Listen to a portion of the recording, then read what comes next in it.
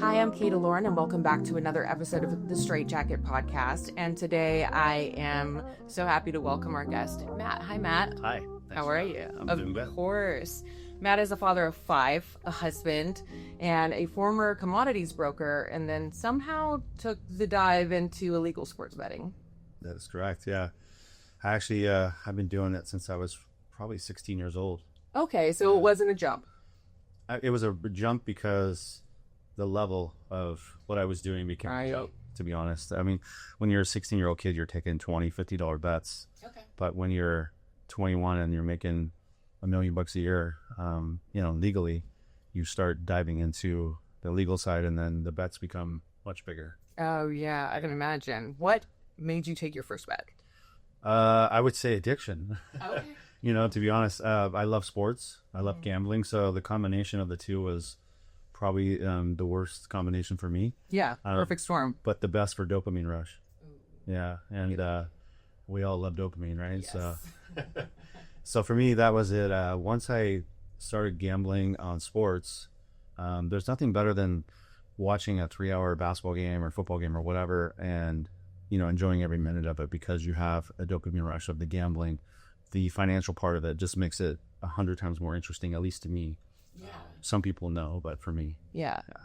So what does that feel like? Like, walk me through that, because I've seen it in movies where people are like, Sure. outside refusing to look at the TV. Like, it's a really intense experience. It is. I equate it. I've never done drugs in my whole life because my little brother's a drug addict, and my family runs with a strong addiction. So I've avoided, never even tried cocaine or done anything like that. Good for you. Well, I know I would love it, I'm sure. So Absolutely. Yeah. I love it. Yeah. Not allowed to do it anymore, but Yeah, right. And I've always told myself, if I do something that I don't want to have an addiction to, then don't do it at all, because otherwise, with my personality, I know where it's going to go. I'm the guy in the room that would do the whole bag and try to be so cool or show off, so to speak, and just have no filter or stop. So, gambling wise, for me, it was a way of it's a release for sure. And I enjoyed putting money on a game and getting that rush of you're almost in a different world, Right. And I imagine that's what it is doing drugs, or, I drink a little bit, I'll get drunk once in a while or whatever. But for me, gambling was that complete escape. right. Yeah. Yeah, I can imagine. And then the negative emotions, do you think you were kind of addicted to those as well? Like the Sadly, yeah. lows? Yeah, because if you don't have the lows, right, then the highs aren't as high.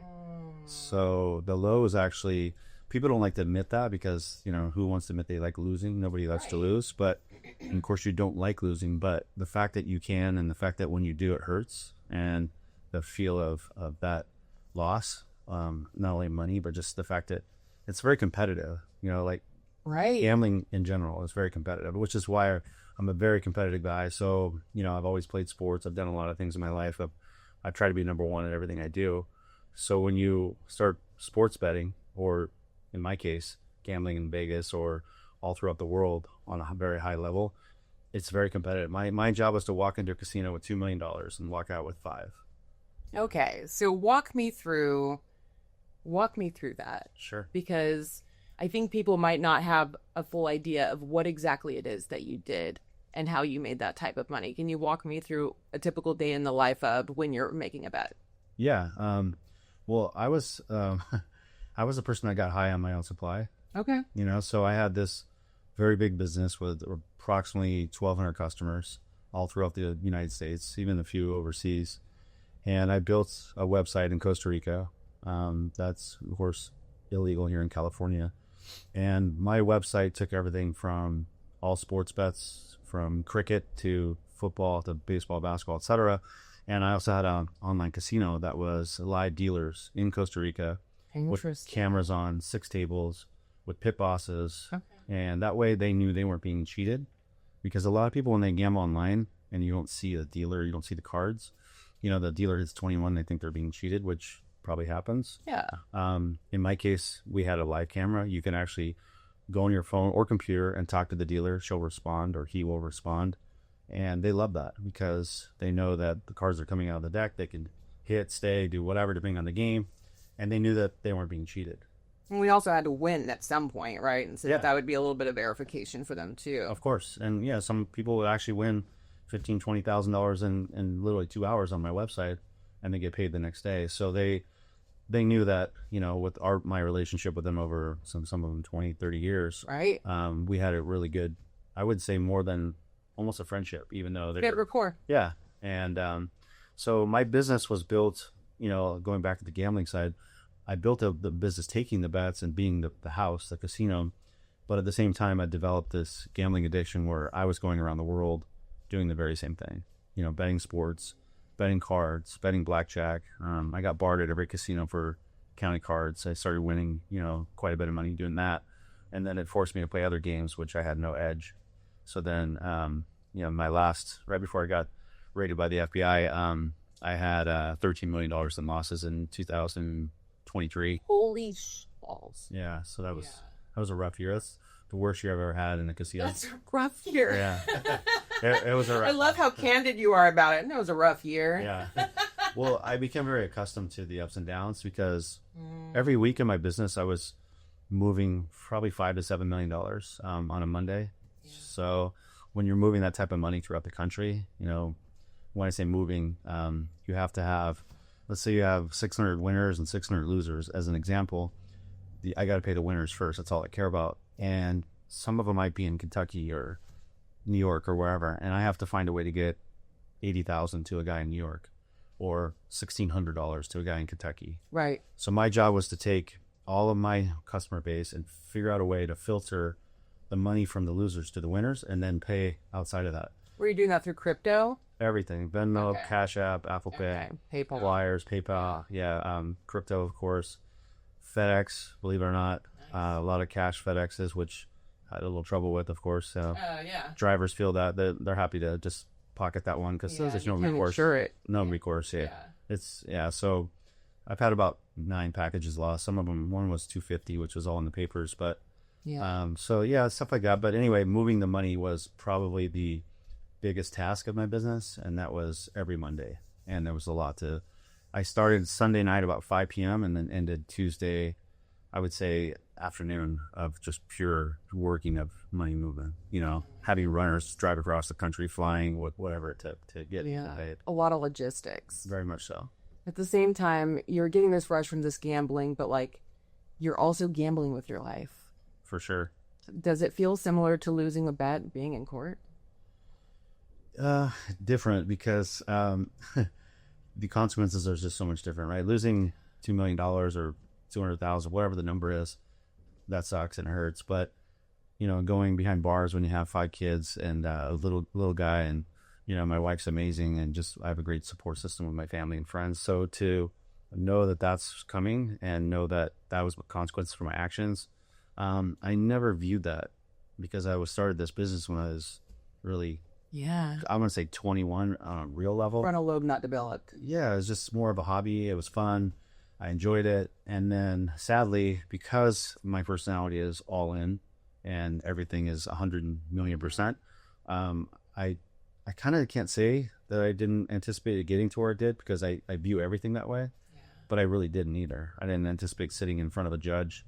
As he read across the numbers that I was doing in court, I started to say to myself, holy shit, like the amount of business I was really doing and the numbers I were dealing with were far more than I ever actually fathomed. How did they get the numbers? My website. Yeah, so just one particular customer he bet $326 million to my website in 18 months. I'm sure you've heard of him, the interpreter of the Shohei Ohtani scandal, the largest, best baseball player in the history of baseball, which is what got my case even more notoriety, being that he plays for the Dodgers and he's the biggest star in the world. The interpreter stealing that money from him to gamble through me and my website was something that I wasn't aware of, at all. So, but he was my biggest customer I've ever had. He was betting. His interpreter stole his money. Yeah. Oh my God. Yeah, he was stealing it. They were like best friends, and this Selena. Yeah, actually very similar, but bigger numbers. Yeah. 17 million was the number he took. But the sad part of it is, I thought at the time that they were probably in cahoots, betting together. I didn't know. I didn't ask. my business was very, I don't ask, I just provide a service. Right. They came to me. I don't go out seeking, of course I want business, but I don't need to see. But it's illegal, and so Yeah. I got to keep your nose clean when it comes to that. Most of my clients were referred to me anyway. Yeah. Because the people that referred them knew I ran a great business and I kept everything quiet. Some people, a lot of gamblers really are hiding from their wives, or even some of the wives are hiding from their boyfriends or husbands. I mean, I had a lot of girls that were betting, women that were betting in the last 3-4 years. That I would say 10 years ago, I wouldn't say I had one or two. Okay. So gambling has become so big now. And so, it was a male dominated sport. big time. Yeah. In the last But 5 years, I've even had 3 girl agents, that when I say agents, so to describe my business to you, I have, an agent would be someone that would work under me, and they would bring in customers, and I'd give them a cut of all the losses.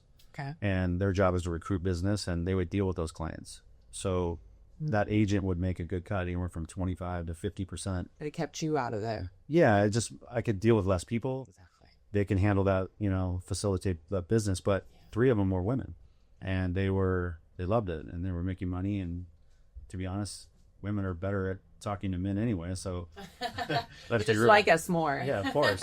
So they were great at it. Especially in that regard, because I can see how that would work. Think of it this way. Let's say you're a male and you're gambling and you lose 10 grand and you have to go pay some guy, right? So if they see me, they're like, oh, this guy's an asshole. Fuck him. Excuse my language. If they see a beautiful girl, it's like, oh, at least I have something, fun I get to go look at, right, and flirt with or whatever as they give that 10 grand. It does, actually. Yeah. So I think women are so much better at being on the side of the fence than men, for that reason, because it is a male-dominated business. Yeah. Yeah. Yeah, I could see it being less transactional too. Like, yes. There's like an emotional element, because it's got to be extremely emotional losing that big. So Sure. At least you have that kind of cushion to fall on, instead of it just being like a cut and dry transaction. And now you have a lien on your house. Correct. Because that's what a gambling addiction will do. Whereas like with other addictions, like you lose things incrementally over time. Right. And with gambling, you can lose it all in a single day. Yeah.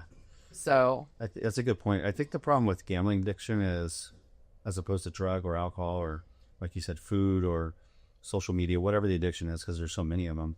But those are I would label the major ones. Gambling is so much easier to mask. Because think about it, right? Like if I showed up here wasted, or if I'm high, I could be slurring my words. I could be, you would see it in my eyes. Whereas gambling, I could have, literally, there's baseball games starting here in a few minutes. I could have $2 million on a game. Right. And you wouldn't know it. Right. And I'm not checking the score. You don't know. I'm not fidgety. Maybe I'm just relaxed, whatever. Even though in my mind, I might be literally shitting my pants. Right. Because I have $4 million riding on the game, $2 million. If you bet $2 million, it's really $4 million swing, Because you win 4. Well, no, you'll win 2, but you'll have to pay out 2 if you don't. So it's a $4 million swing in your pocket, right? Okay. Yeah. You know what I mean? So okay. People don't realize that. So if I bet $100,000 on anything, if I lose, I'm going to give them $100,000, right? If I win, I'm going to collect $100. So it's really a $200,000 decision. Makes sense. In your life, Yeah. So the bet's only $100, but it's a $200,000 move. Absolutely. So, but my point is, gambling, I could sit here and you would never know anything. I could hide it until, like you said, you lose a house or you lose things where I can't hide it anymore. Yeah. And sometimes that's even worse, because maybe you can catch a drug addiction or alcohol addiction sooner and deal with it sooner before it's too late. Before the person does lose everything or becomes to a point where they hammer their liver or what parts of their body, whatever, because it all happens, right? Yeah. Sometimes you still see these addictions and, we get people help. I mean, my dad went to 4 rehabs, never really got help, but at least we tried, Yeah. And some people go to 1 rehab and they're done. They're cured for life, so to speak. They have an addiction, but they deal with it. Exactly. In recovery. Yeah, which is fantastic. I mean, if everybody can go to 1 rehab and stay. That would be ideal. Yeah, but it's so hard. It's not common. No. Those are the anomalies. Definitely. Addiction is so powerful.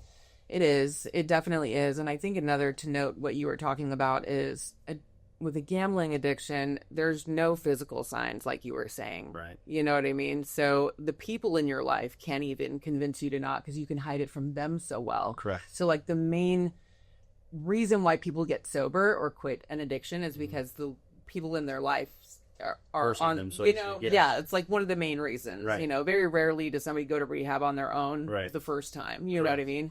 So you don't even have that loving support going through it, Yeah. you know? So it makes it such a lonely experience, it seems like. Yeah, I mean, you're right. Like, in my opinion, people, like you said, they'll go, let's say they have a drug or alcohol problem and they don't want to lose their husband or their wife. Yeah. So they'll go and they'll have support, and maybe, you know, at A, they have more support there. But you're right. Gambling, if you were trying to quit on your own, that is so difficult because, you know, in my case, my wife, she gambles when we were gambling, but never on like sports or anything. Right. She doesn't understand my Slots or addiction. 21 or something. She'll play blackjack and have fun, but it's not like, it's nothing compared to what I was doing. Mm-hmm. So she doesn't understand the emotions that I'm feeling. She tries, but she never will. Just like I'll never understand really what a drug addiction. Like my little brother did heroin. Sympathy versus empathy. Yes. Being Yeah. you can't be in the shoes, but No, you can imagine. You try, right? Yeah. But you know, I imagine when my little brother was on heroin and I caught him doing heroin in my house and had to kick him out. And it was so hard for me because he was so bad that he went, as he was being kicked out of my home, he went back in the bathroom, pretended to take a shower, and started shooting because I was taking his stuff, right? His backpack and everything. So he obviously had a little more heroin and he was shooting heroin. So I couldn't believe that. And then when I did catch him again, as I was really getting upset with him, I said, you know, you're really sick, you know, and obviously he was. And then he said to me, just let me just finish this last hit, you know, and that's when I realized, Like, oh, you don't get, yeah. there's nothing, all he cares about is this. That's it. Such a desperate place. Yeah. And it was really hard to watch. And so I've never, even though I've been a, you know, addicted gambler and I love gambling and I always will. So, but I don't want to compare the two, but I definitely am not to the point where if I don't bet on a game today, I'm not going to be able to almost move. Like, I feel like he definitely would be, you know, shaking, shivering to the point where he needs. They're different beasts. Yeah, they got to come down off it, you know, as you Yeah, I know for sure. comparing with a lot of people that have been through this, but so it's hard to compare them. But you're right, it's almost harder on the gambling side because it's a financial thing that slowly eats at people, and then they don't realize how bad it is until they've lost some major things, maybe a home or maybe a wife or a husband, which is bad. Whereas at least you have a chance, if someone sees it drug or alcohol wise, to maybe get you some help if they care about you enough to get you support first and give you a chance to fight it, you know? Yeah. How, speaking of, you know, losing a wife and stuff, like your wife stood by you and is walking with you through this whole experience, you know, and you have this family. How do you think it affected her the most? You know, when the 29 FBI agents raided our home with a dog, and when I watched her get handcuffed and brought out of my house, that was tough because I've always explained to her that this is a possibility because I've been with my wife 10 years and the entire 10 years I've been gambling at the highest level in the country, you know, so she's known I never did anything. Even my children knew what I was doing. I think being transparent with my friends and family was imperative for me because I knew if this occurred, it wasn't like bombshell, you know. That being said, it still didn't prepare me or them for what did occur. And when I watched her come out in handcuffs, I said to myself, man, this is going to be tough because I knew that my life just changed drastically. Whereas in 2014, when I was raided by the FBI, they came into my home, they took the money, and I signed over an abandonment form. And basically that form said I will not hire an attorney, I'll release all the money, and I won't be charged. So I kind of got What? That exists? Yeah, that happened in 2014. Oh, that you just got robbed. Pretty much. You got robbed by the government. I did. Holy. Yeah, but it was a great trade for me. And Absolutely. You know what I mean? So, My freedom for this? Go ahead, I'll make more. and I'll just keep running my business, Right. which is what I did. So some people look at that and they're like, wow, you had an opportunity to get out and you still chose to be greedy. But you didn't. Oh, my earring fell. But you didn't get any consequences, really. Just financial. So when you don't have consequences that way, then it's like, oh, I'm invincible. It feeds the beast more so than it does the opposite. Well, I'm glad you understand that. Most people Yes. don't. They look at me like, you know, of course I get a lot of hate on my Instagram, you know, for people who are like, oh, you put your family in harm's way and all these things. And, you know, part of that's correct, of course, because the FBI came, but they don't understand the full dynamic of my decisions and why I did what I did. I'm not condoning it. I'm not a victim. I never claimed to be. You know, I chose to do what I did. at the end of the day, I was a person that was driven by addiction, greed, and I had, I don't know, 5 Rolls Royces, I had a Lamborghini, I had Bentleys. I traveled everywhere in the world you could ever imagine. I've been on probably 300, 400 private jets all across everywhere. My wife and I did a personal concert meet and greet with Andrea Bocelli. I flew 20 of my family members to the Dominican Republic, and we've done everything that you can imagine. Yeah. So it's I'm not condoning what I did, but it's also hard to walk away from that because you're lured in. Absolutely. Yeah. It's like giving up this lifestyle you become accustomed to and you are probably addicted to as well. Like, it's another addiction. It is. Luxury is an addiction. Yeah. And it's a really nice one. It is. If you can afford it, there's nobody that's going to turn it down. Yeah. Like, no, I'd rather live in this shack over here. Right. Like, it's just not going to happen. And so once you're accustomed to that, going back almost feels like a betrayal of self. Sure. And so it's kind of like by all means necessary. Not only that, but like if there's any financing going on, like you have this house that's worth $5 million, but you owe the bank that. So if you stop, you're going to lose your house. Right. So you're going to lose your bank. You're going to lose this. You're going to lose that. So you're kind of in a cage. Yeah. You're trapped. You're locked in until the wheels fall off of it, which they did. Tell me about the day that you got raided. Yeah, it was 9:30 in the morning. I was walking out to my car with my son, and I own a jiu-jitsu studio. So I train with my professor, and him and I were taking my son to the park. And so he was on the other side of my wife's G-Wagon, and I was putting my son in his car seat, and I heard FBI freeze. And to be honest, I thought it was like friends of mine screwing around. Yeah, to be honest. But when I looked over the side, I saw 8 AR rifles pointed at my chest with red dots. So I realized that it wasn't a joke. And then I had to grab my son, get out of the car. They didn't put cuffs on me because I was holding my son, but they cuffed my professor. And then of course there was 29 of them. So as they're kind of, handling the outside, so to speak, they asked who's in the house. And I said, my wife and a handyman, because we had a guy painting. And so then they brought in the battle ram and, went through the garage and did that whole deal. They broke down the door? They didn't actually, because they were I hear them just pounding on it. Okay. And luckily my wife was, not in the shower or something. Right. So she came out, and then she was at a point, we have a big home, so she was at a point where she's walking out of our master bedroom, and they finally just barged through the door. It was unlocked. The garage door was unlocked. So, but they pounded on it first, like maybe for a good 30 seconds. Yeah. So that scared her. She thought she was being robbed, or she thought it was a home invasion, and so she sadly was happy it was the FBI.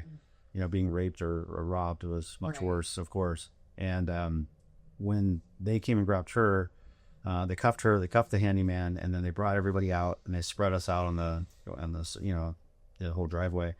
And then it took them about maybe 15 minutes to secure the premise, because it's a big house, and they have the dog going everywhere. And so that took about 15 minutes, and then they allowed everyone to leave except for me, which is good. I didn't want my son around for all this. I was trying to act like nothing was going on. He was only 2, so that helped. And then after going through the home for 8 hours, I was just watching them piling cash and jewelry and everything on top of our big dining room table, as they had like 2 guys in the, I'll call it the hub, as they just went through every room in our home and every area, so to speak. And they just kept bringing bags of money or things, casino chips, jewelry, purses. My wife had probably 30 really expensive, Birkin, Chanel's, all that kind of good stuff. So they took all of that, and then my computers, of course, and every phone you could find, and any electronic device. And about 8 hours later, they were done. So it was like 4:30 in the afternoon. They finally were leaving, and with all the spoils of their war. Yeah. It was traumatic, because again, if it was just me, I had no children, no wife, it would have been different. But absolutely, it's the pain that I'm causing and the fear that I'm causing on them that really hurts. Because you're their protector. Yeah, that's my job, and here I am in basically handcuffed. I mean, I am not, but I am. Did it feel like a failure in that moment? Yeah, definitely. I felt, because that's my sole job really as a father, is to protect them. I felt like I was definitely, I did. I let them down. There's no question. So that hurt, but I'm a person that just dusts myself off and And I say, you know what, whatever comes my way, I'll figure it out, which I always have, you know. Yeah. I mean, I was a commodity trader for 11 years. I was number one in the world. And then when I was a paper boy, I was number one paper boy. I love that. Whatever I did, I sold the Orange County Register. I don't know if you remember that paper. Right? I do. I was, when I was 14, I broke every record in the county for sales as a 14-year-old boy. So like everything I've done, I've been the best, at least tried to be. If I haven't, I'd be surprised if I wasn't, and whatever I was doing. Yeah.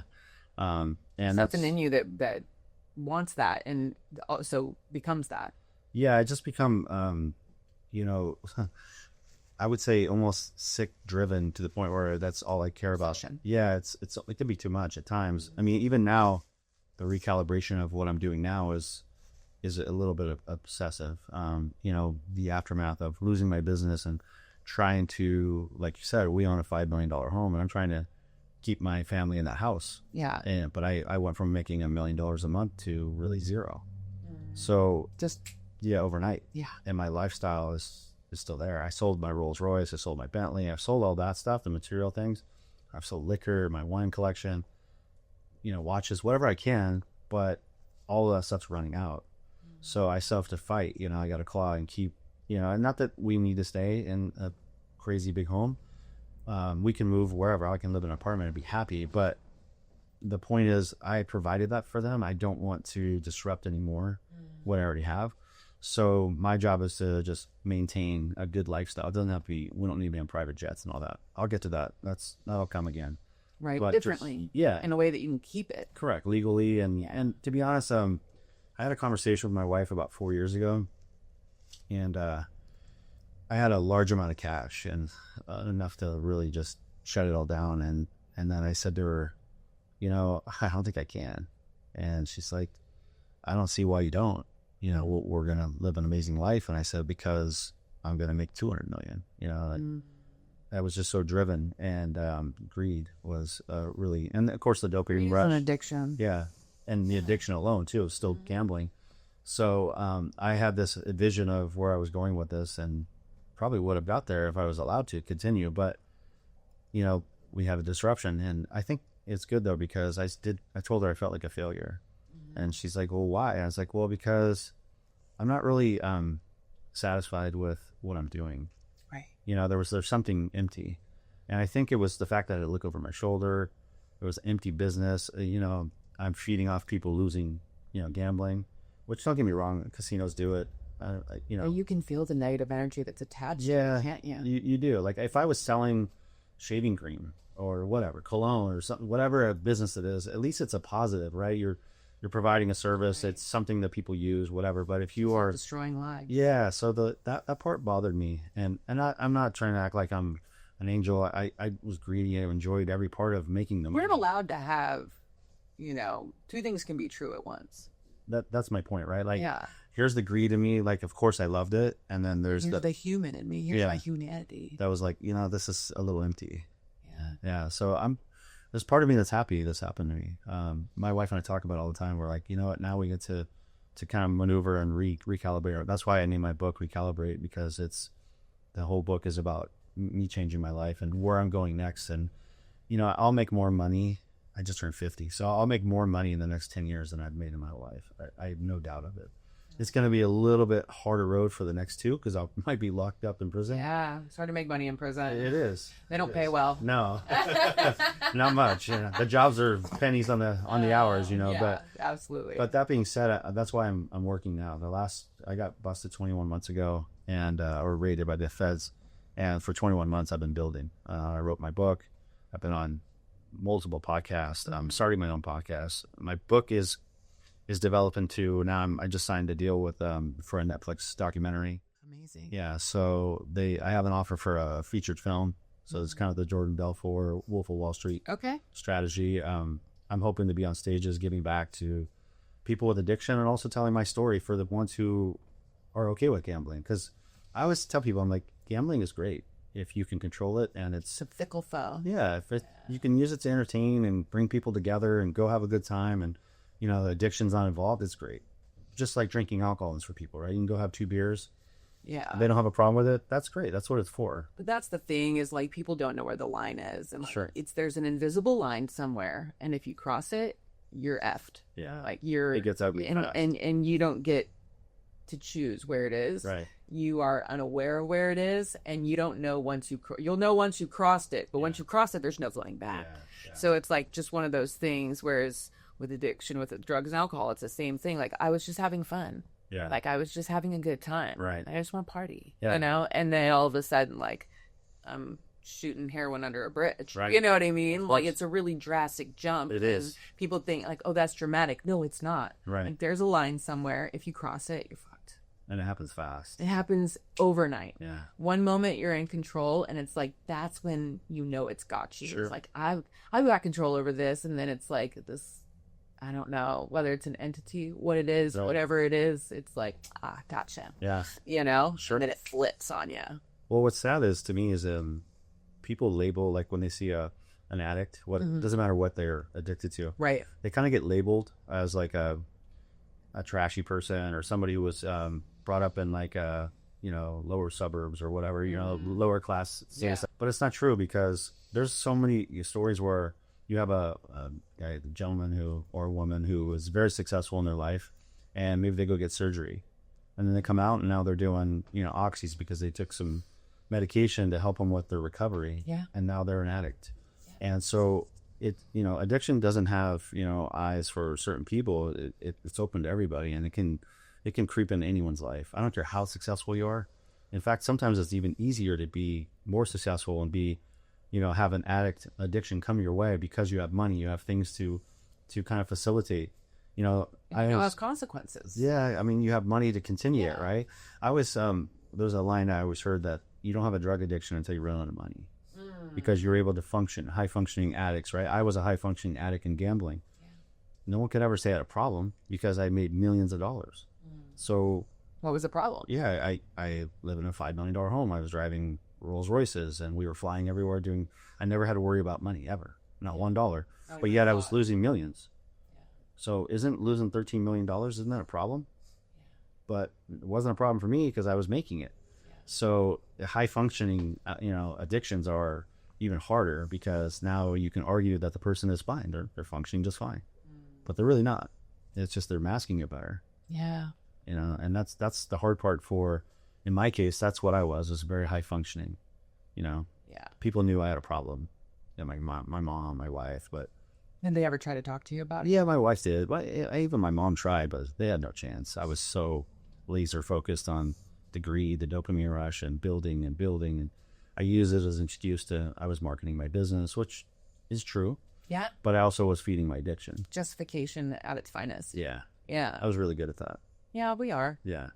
Especially because once you get an idea in your head, it's like there's something that won't stop until it clicks together. Right. And like that's that drive that you're talking about. I relate to that. Yeah. Like I have to be the best at this. Sure. But there's like a moment where it all comes together, and that's what you're reaching for, is like that one like moment that everything happens. And until you get there, you're just like laser focused straight to the wall. You know what I mean? So what did your mom try to say to you? She just hated the gambling, but she hated it because she saw the high levels of stress I was putting myself under. Okay. Like sometimes I would lose $2-3 million in 3 days in Vegas. That's stressful. Yeah, you come home and I don't care how much money you have. It's you're gonna feel that, right? So I'd come home and I would put myself in positions many times where I didn't even have the money. I'd come home and I'd have to take money out of my house or borrow a few bucks from somebody for a week or two, knowing my business will replenish it. Because as a gambler, if you're a really high level gambler on dollar amounts this high, I don't care who you are, you're going to run through some lows, and then you're going to continue to feed that fire. So there's moments where I had $12 million in cash, and there's moments where I literally owed $500,000 to a friend of mine. 6 months later, it's like, well, what happened to all your money? It's like, well, I had a bad run. And then all of a sudden I would go in another run, I make $4 or $5 million. And, so you have that addiction to see in gambling, unlike drugs or alcohol.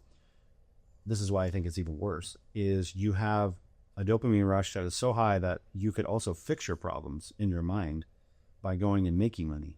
because I've done it. I've gone to casinos where I had $0, I had credit line, and I walked out of there with $2 million. And I needed the money really badly. Yeah. So now you're like, oh, okay, so if I have a problem, I can just go win and fix it. With reality, it's just, you got lucky or you had a good run, but over time you're going to lose. And so you can tell your mind, because you love dopamine, you love addiction, this is your thing. I'm going to go win. And if you're confident and you're competitive on top of that, it's even worse. What's your game in the casino? It was blackjack, and then I started becoming really good at it. The first, from like 21 to 30 in Vegas, I was a loser. A typical gambler. Like, I would go with 100, 200,000, lose, maybe go back 150, whatever, but I lost money. So about 29, 30, I lost about $3.5 million, which is a lot for a young kid, right? But at 30, I won the $3.5 million back, and I started counting cards in blackjack. So my host at Mandalay Bay at the time, he called me up and said, "Hey, I got bad news for you. You're barred from all of our casinos." And I said, "Well, why is that?" And he says, "Well, you're up $8,000." I said, $8,000? Whoa, that's nothing. I've been gambling here for 9 years. Right. He said, "Well, you have over $2 million in comps. So you are now considered a non-profitable guest," which basically is a compliment saying that you have beat the system. So, for example, I learned the whole system. So when I would go into Vegas, I would fly on a private jet. I would have a villa that's 8 to 10,000 square feet with a pool in it. We would have bottles of whatever I wanted, liquor, and then we go to the nightclubs. Whatever I wanted to do, we did it all, right? Right. Private concerts, you name it, right? So the total cost for the casino for the entire trip usually was about $100,000 of comps. So if I broke even, they still lost $100,000. Right. So that comp dollar ended up being $2 million. So they said, basically, we don't value you as a guest anymore. You're actually too good. Yeah. Which makes sense. It's a good business decision. Yeah. Yeah. So then I switched over and started playing baccarat, because they allowed me to do that, because they had so much bigger of an edge, because you can't count cards in baccarat. And that game I liked because you can also bet a lot. So I started betting 300,000 a hand. So every 35 seconds, not every hand, but most of the time, if I was going well, I would bet 300,000. Those are insane numbers. Yeah. I mean, you can 10 in a row is $3 million, and that happens in literally 8 minutes sometimes. How do you get the balls to bet like that? Is it something inherent, or is it something you built up over time? Because it's got to be nail biting. I become very accustomed to it, and everybody was very enamored by that. Yeah. Of course, inside I was, I still felt it, but not to the degree like a normal person would. Right. I'm far from normal. I'll never be normal. Yeah. I don't want to be normal. You built up an immunity to the fear and anxiety of it. I think so. And it actually was, the dopamine rush of it was, how do I bet more? I asked the casino, let me bet $1 million, and they wouldn't do it. So there was no amount that was good enough for me. That's why I knew I had a really big problem, even though I didn't want to address it. Right. But I definitely really never had any issues with, in fact, if I didn't gamble the max, I didn't really feel it. So I was really never, the anxiety was there, but very minimal. And that's what drove me to keep going. I always wanted to bet the most or push the casino to allow me to bet more. Right. In fact, in 2023, I got raided in October. In February, the Super Bowl, I was in the Bahamas, and I bet $4.6 million on the Kansas City Chiefs, which is the biggest bet I've ever made in my life. And they looked like they were going to lose, and they ended up coming back. Making me sweat just listening to it, to be honest. Yeah. Yeah, that's the biggest bet I've ever made. Most money I've ever had, so it's a $9 million swing on a football game in 3 hours, and they ended up coming back and winning. But if I was still gambling, or if I was still a bookmaker, I would have bet $6 million in 2024. It just kept going and going and getting bigger and bigger every year. What was the first inclination that you had that there was a problem? Like, what did that feel like? Take me to that moment. Man, that would go back to when I was probably 17, 18 years old. I was betting with the bookie and I couldn't pay. Yeah. I'll never forget. His name was the Ricker. And he was probably a 35-year-old man, big guy. He had these, back then it was more of the, not mafia because we lived in California, but like wannabe mafia guys. You got these collectors. I was this little punk kid. I was like 140 pounds, and I think I owed him like $4 or $5 grand, which is a lot to an 18-year-old kid. Absolutely. I didn't have it. I think I had like that's even more when you don't have it. Yeah. So he sat me down and he had his little thugs with them and tried to intimidate me, and I was honorable. So I said, I'm going to pay every dollar I owe. But that's when I said to myself, if I allowed myself to get in this predicament, because, there are people in the world that will literally do some bad things if you can't pay them, right? Absolutely. So I put myself in jeopardy, even I really didn't, because whatever. But the point is, you never know, right? So I told myself, yeah, I definitely already have an issue with gambling in my mind, but I don't want to believe it because I thought I'd win the next week. That's the problem with gambling. You always think, oh, I can win it back, or, that It won't be a problem. Yeah. It's not a problem when you're winning. It's not. It's the greatest feeling in the world. I mean, the dopamine rush of that, is incredible. And I've had some insane moments with beautiful women, when I was single, and just chaotic times, gambling. Lifestyle. Yeah. It's lifestyle. And I think you get addicted to the lifestyle more than you even get addicted to the money or the gambling. Like there's something that goes in tandem with it, and it's very high stakes, all of it. Right. Yeah. Yeah. The addiction of the lifestyle is really difficult, because when you're, I don't know, I have a big ego, like I have to be honest, right? So when who buys the Rolls Royces, or, usually people with egos, let's be honest. Maybe they're rich, but they still have an ego, because if you're really that rich, you probably how they got rich. Yeah, which is fine. Yeah. So I definitely wanted all of that and more. I wanted to be the guy in the jet. I wanted to be the guy who had the nicest watch, and have my wife have the most beautiful purse or ring, or things that really mean nothing, meant a lot to me, which was, has changed my perspective. I still want and will have all those things. I really will. So my ego's still there, but for different reasons and different purpose. I'll make it legally, and it's my way of showing the world and myself that I can do it all over again at a much tougher age. I'm 50. I can't get a license, for anything, because I have 3 felonies. So it's not like I can go sell mortgages or commodities again or anything. Right. So, I'm in a little tighter box, and plus I'm 50. So it's not like I'm going to walk into some corporation and they're going to hire a 50-year-old 3-time felon who, is got this notoriety because everybody knows my story. But it's almost like your game. Like, this is the game that you play with yourself. Like, make the odds even worse, and I'm still going to conquer them. Sure. That seems to be like what you do in your life. Like, find these situations, have really, really tough odds, and win.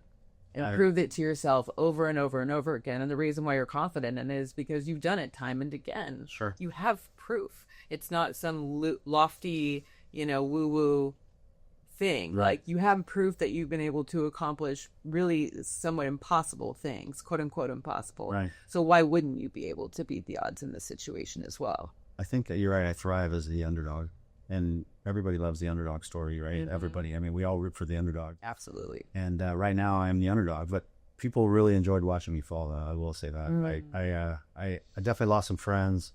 I've lost some people that I was really good to and took care of, and they were kind of nowhere to be found when shit hit the fan for me. Yeah. But it was great for me because I had too many friends anyway, so to kind of wipe some out, that's too many so-called friends. Yeah.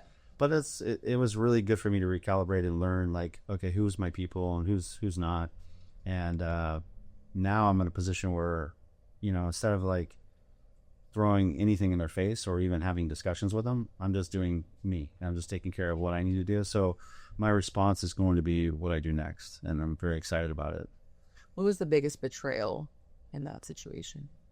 I don't have one defined person or moment, because I would say one of my closest friends just hasn't been there at all when I carried this particular person. Like, when I carried him, I really carried him and helped them dramatically. So when I needed just a little assistance, even just a tiny bit, I'm not a person that asks for much.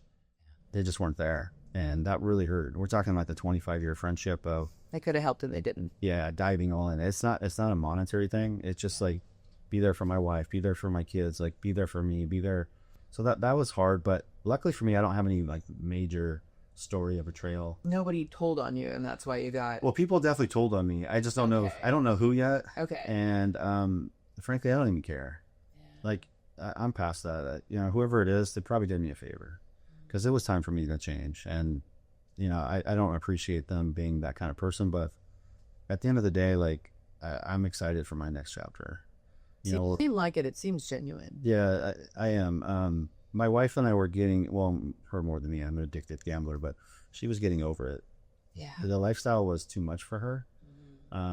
She just wanted you. Yeah, she just wanted to be a family and be home. And I was pushing her to go to Vegas every 2 weeks, and because the addiction was pushing me, and I enjoyed it, the lifestyle, whatever. But she was tired of it. I mean, I would always say to her, "How do you not want to get on a private jet and go have Dom Perignon and Cristal on the plane and go have a $8,000 dinner right now?" Yeah, people dream of this. Yeah, but somebody's dream is another person's nightmare. Yeah, you're right. So she was just tired of it. And so this has been good for us on that. Like our relationship is the best it's ever been. Even though we're closer together. Yeah, but we're going through. It's still hard. We have our moments. Absolutely, I'm sure it has to be. Am I going away for 3-4 years? I don't know how long yet. But that's very pressing, right? That's going to be very difficult on a relationship. We've discussed everything. I sat her down when I got in trouble, and this was the hardest conversation I've ever had in my life. And it was probably maybe 30 days after I got in trouble. I said, listen, she's only, at the time she was 37, she's 38, but she's 37. I have 5 kids, one with her, and she's beautiful. And I said, look, Nicole, you're in a position where I love you so much. I think it's probably best you consider, like, we just get out of this relationship. I don't want that for a second. Of course, I was bawling as I'm saying this, right? And I said, you were letting her go. But I don't really know if I want to put you through what we're about to go through, because even though we both have never been through it, we both know it's going to be really rough. And you are contemplating having another child. I don't want another child. So here's your chance. Like, you're 37. You can meet any guy. I'm going to make sure you're fine financially, right? And she owns her own business. She owns a clothing line. And I said, I will tell everybody the truth, that we just ended amicably, because at the end of the day, you're not disloyal at all. You're not leaving me for any other reason. And she looked at me and said, what the fuck are you talking about? Right. And I was like, we ride till the wheels fall off. Yeah, but most people say that. This is how you know. Yeah. That's how you test the theory. You're right. It's not theoretical anymore. No. And that takes a bad bitch. Yeah. I'll say that for you. Yeah. Yeah. What do you have to say to the gambling addict that can't stop? I say go to Gamblers Anonymous, get help, immediately address your issue, right? We all say this. It's the first step is just acknowledgement, right? Accountability. Look yourself in the mirror and realize that if you don't get help now, it's only going to get worse. Because all that's going to happen is these numbers that you're dealing with, whether it's $10 bets or $1,000 or $2,000, whatever the number is only going to grow. And then the hole you're digging is only going to grow. And then you're going to hurt more people, including yourself. And then the problems that you have now are going to be 10 times worse. So if you hear this message and you have an opportunity to literally get help now and avoid the steps of what are coming, that's fantastic. You could change your whole life. And use that addiction, as I am, into something else. My addiction is now recalibrating my life and where I'm going next. I still don't even have the answer. I mean, I plan on being on stages, talking to NFL football teams, baseball teams, going before these guys and saying, listen, because I had so many professional athletes betting with me, and some are dealing with some consequences for it. Some of these guys suspended, they lose their whole careers for gambling, right? If I could prevent one of these amazing athletes from ruining their life and their career just by having a motivational 1-hour conversation, and I get paid to do it, everybody's winning. So those are just part of my plans. But my point is, take that motivation, or I should say addiction, and turn it into motivation into something positive. And use the addiction in somewhere else, somewhere where it actually benefits you. Yeah, I love that.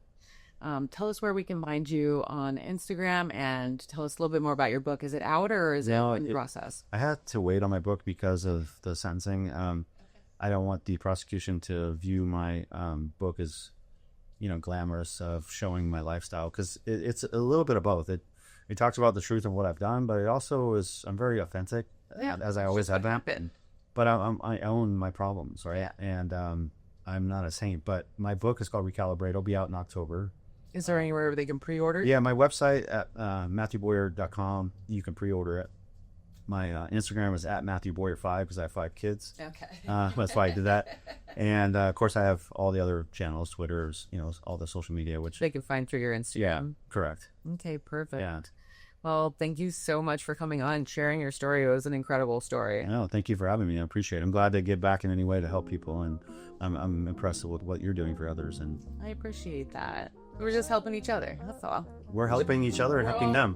We're all walking each other home. I think Rumi said that. We're all just walking each other home. If we could find one person and change their life, then this podcast was well worth it. Absolutely. And with that, thank you for watching another episode of StraitJacket Podcast, and we'll see you next time.